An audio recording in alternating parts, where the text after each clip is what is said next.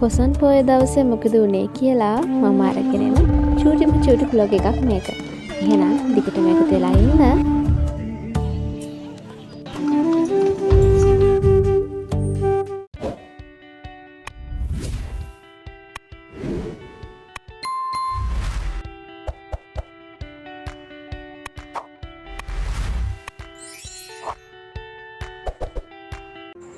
පොසොන් පොයට කලින් දවසේ රෑ අපේ පාරේ පෙරහැරක් ගියා. ඉතින් මේ අපි ඇවිල්ලා ඉන්නේ ඒක බලන්න. ඉතින් අපේ චූටි මැඩම් පළවෙනි පාරට තමයි මේ පෙරහැරක් බලන්නේ. හැබැයි ඉතින් තාම නම් එයාට තේරෙන්නේ නැහැ.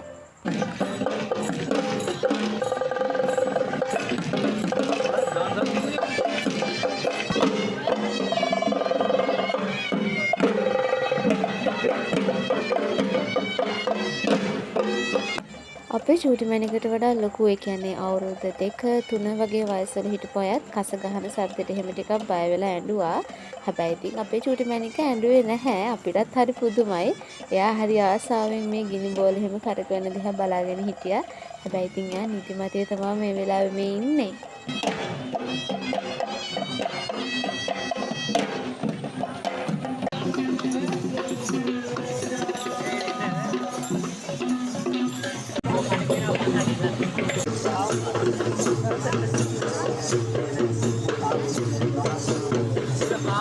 සාමාන්‍යයෙන් අපේ චූටි මැනික නිදාගත්තාම චූටි සද්දටත් ඇහැරෙනවා. හැබැයි ඉතින් මෙච්චර සද්ද තිබිලත් එයාට හොඳටම නිින්ද ගිහිල්ලා.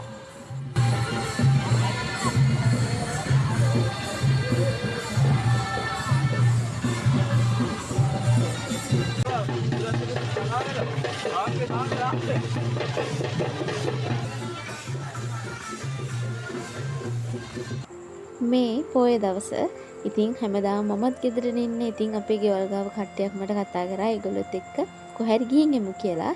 ඉතින් මේ මම යාළුවත් එක්ක යන ගමන් දැන් ඉන්නේ. අපිට මුලින්ම හම්බුනේ බත් දන්සලක්. හැබැයි ඉතින් ඒක නම් වීඩියෝ මුකුත් ගත්තේ නැහැ. බත් කාලා එනකොට අයිස්ක්‍රීම් දන්සලක් හම්බුණා. ඉතින් ඒක ඒ වෙනකොටත් පටන් අරන් තිබුණ නැති හින්දා අපි නැවතුනේ නැහැ. ඊට පස්සේ ටික දුරක් එද්දි අපිට හම්බුණා බීම දන්සලක්. අපි ඉතින් ඒකෙනුත් බීම එකක් ගත්තා. බීම එකත් බීලා අපිට ටික දුරක් යනකොට කඩර දන්සලක් හම්බුණා. ඉතින් අපි ඒකෙනුත් හිටෙව්වා. මේ පාර නම් අපිට දන්සල් ගොඩාක් හම්බුණා. මේ චුට්ට දුර අපි තාම ඇවිත් තියෙන්නේ.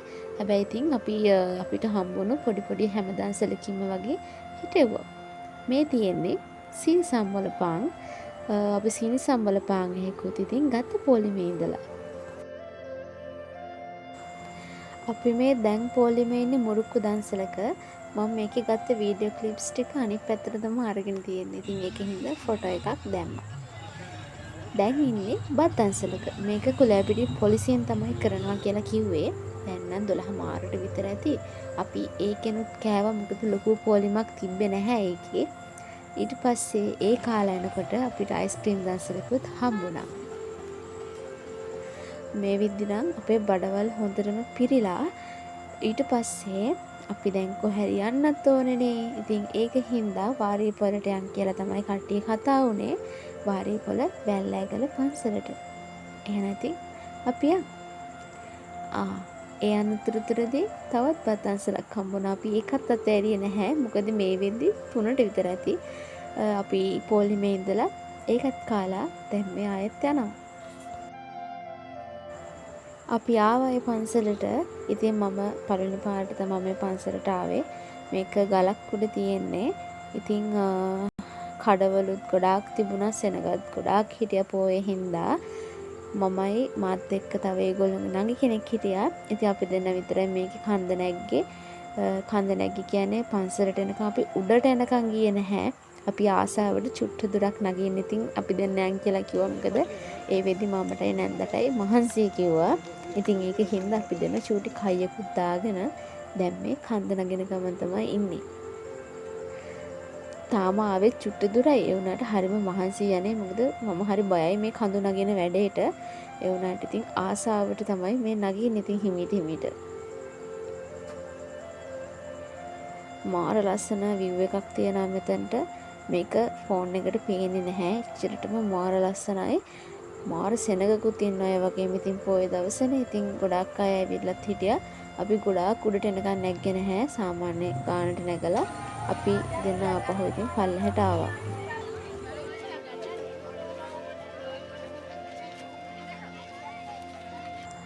මේ වෙද්දි නම් 6ට 6:00 විතර ඇති.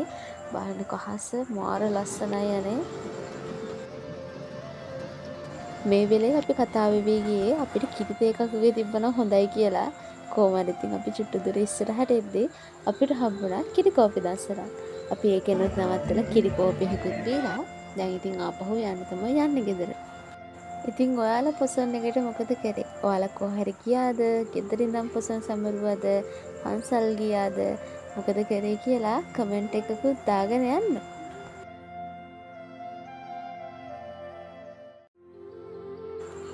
පාරවල් නම් හරිම ලස්සනට සරසලා තිබුණා හුඟක් තැන්වල. ඉතින් තොරන් හම්බුණා, කැරගෙන කූඩු හම්බුණා. ඉතින් හරිම ලස්සනයි මේවා ඉතින් මෙහෙම දකිද්දි. අපි රෑට කෑවේ අපේ ගමේ තිබුණු දන්සලකින්. ඉතින් මේ බත් එක නම් මාර රහයි. ඉතින් අපි ඒක කාලා ගෙදර එන්න පිටත් වුණා. එහෙනම් මම අදට මේ vlog එක නවත්තන්නම්. ඔයගොල්ලෝ හැමෝම පරිස්සමෙන් ඉන්න.